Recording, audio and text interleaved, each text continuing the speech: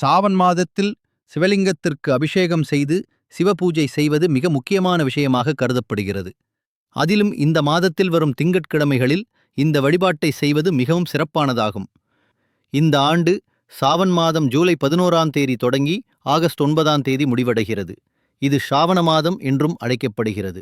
பார்க்கடலை கடைந்தபோது கடலிலிருந்து வெளிப்பட்ட ஆலகால விஷத்தை சிவபெருமான் இந்த மாதத்தில்தான் குடித்தார் என்று நம்பப்படுகிறது.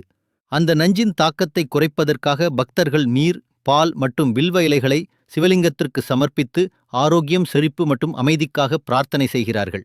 விரதம் இருப்பது, கங்கையில் நீராடுவது, ஓம் நம சிவாய மந்திரத்தை உச்சரிப்பது என சிவபெருமானை நினைத்து எது செய்தாலும் அது நிச்சயம் பலன் தரும்.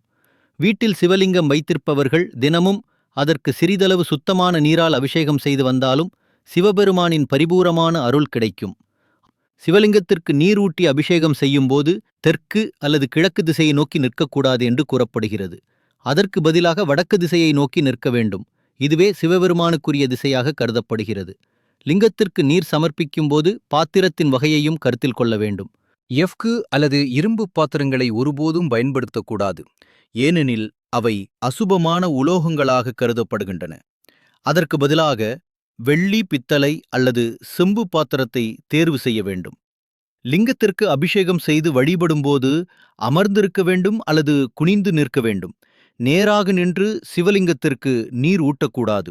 இது அவமரியாதையின் அடையாளமாக கருதப்படுகிறது. கிழிந்த அல்லது சேதமடைந்த வில்வ இலைகளை சிவபெருமானுக்கு சமர்ப்பிக்க வேண்டாம். வில்வ மரம் பார்வதி மற்றும் மகேஸ்வரி உட்பட பல தேவியர்களின் இருப்பிடமாக கருதப்படுகிறது.